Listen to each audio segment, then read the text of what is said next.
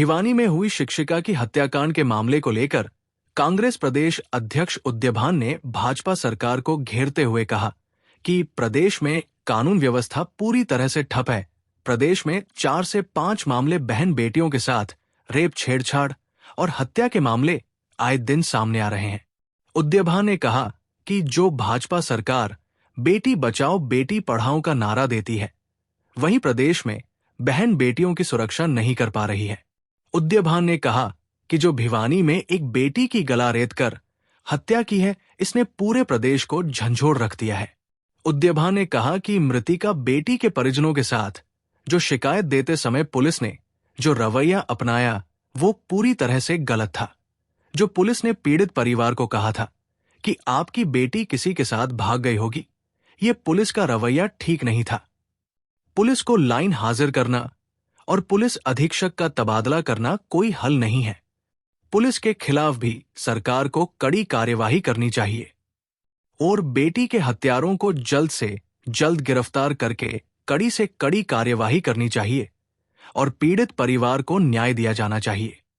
उदयभान ने मृतक शिक्षिका के परिजनों के प्रति गहरी संवेदना प्रकट की और कहा कि 5 दिन बाद भी दोषियों की पहचान कर उन्हें गिरफ्तार करने में सरकार व प्रशासन नाकाम साबित हुए हैं।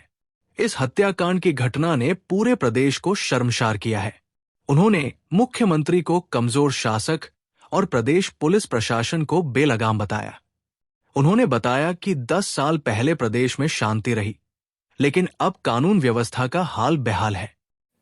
भिवानी जिले के अंदर एक प्राइवेट टीचर मनीषा 19 वर्षीय की जिस तरह से बेरहमी से हत्या की गई है, उसको लेकर पूरे प्रदेश में बड़े ही सवाल खड़े हो रहे हैं। क्योंकि जिस तरह से सरकार दावा करती है कि बेटी सुरक्षा को लेकर, लेकिन जिस तरह से इस मनीषा की बेरहमी से हत्या की गई है और खेतों में उसका शव जिस तरह से पड़ा मिला है, गर्दन कटी हुई मिली है, तो इससे हम जानते हैं कि कांग्रेस के प्रदेश अध्यक्ष उदयभान जी हमारे साथ हैं। उनसे जानते हैं कि किस तरह से क्या उनकी प्रतिक्रिया पार्टी की तरफ से और क्या कहेंगे इस हत्या के बारे में। सर, जिस तरह से भिवानी के अंदर ये हत्या की गई, क्या कहेंगे इस तरह से बेटी?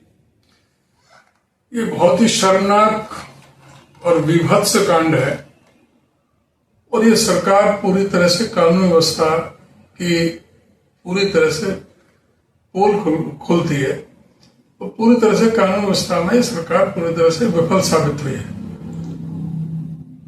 प्रतिदिन 4 से 5 महिलाओं पर बलात्कार के और हत्याओं के केस दर्ज हो रहे हैं एवरेज। और ये जो मनीषा हत्याकांड हुआ है, इसने पूरी तरह से पूरे प्रदेश के अंदर आम आदमी को रूह कपाने वाली जो ये विभत्स कांड हुआ है, इसके चहुं ओर बहुत ही सरकार की थू हो रही है। पुलिस प्रशासन की पूरे जिस तरह से पुलिस ने उनको मदद देने के बजाय और वहां पर जो थाने में भी जो कैदी हुए किसी के साथ भाग गई होगी, गंभीरता से नहीं लिया। अगर गंभीरता से लिया होता तो वो बेटी आज जीवित होती। और जिस तरह से बेरहमी से उसको कत्ल किया गया है, ये बहुत ही दर्दनाक है। और खाली केवल ये नहीं है कि कोई ट्रांसफर कर दिया, एसपी ट्रांसफर कोई दंड नहीं है और उनको लाइन हाजिर कर दिया एसएचओ को, बल्कि उनके खिलाफ पुलिस के खिलाफ भी कार्रवाई होनी चाहिए और सख्त कार्रवाई होनी चाहिए, जिससे कि संदेश जाए और जो भी इसमें दोषी हैं अपनी साख कायम करने के लिए इस सरकार को तुरंत ही इस पर ध्यान दे करके वो ये पूरा इस कांड का खुलासा होना चाहिए। जिस तरह से घर वालों ने उनको बेटी का शव लेने से मना कर दिया है, उनका कहना है कि जब तक आरोपी गिरफ्तार नहीं हुई हम सबको नहीं ले जाएंगे, तो आप अपने पार्टी की तरफ से क्या मांग करते हैं? नहीं, हमारे बिल्कुल हम उनके मांग से सहमति व्यक्त करते हैं और उनकी तसल्ली होनी चाहिए, उनको बातचीत करनी चाहिए, उनके साथ में परिवारजनों को विश्वास में लेकर के और उस बेटी का संस्कार करना चाहिए और जो परिवार को यह है कि भाई जितना भी इसमें शीघ्र से शीघ्र हो, पुलिस का ये विश्वास होना चाहिए उस परिवार को कि भाई जो पुलिस कह रही है कब तक कर देंगे, कब तक नहीं करेंगे, और क्यों नहीं अब तक कोई सुराग लगा पाई, पुलिस क्यों विफल रही है। तो ये तो एक प्रश्न चिन्ह लगा हुआ है।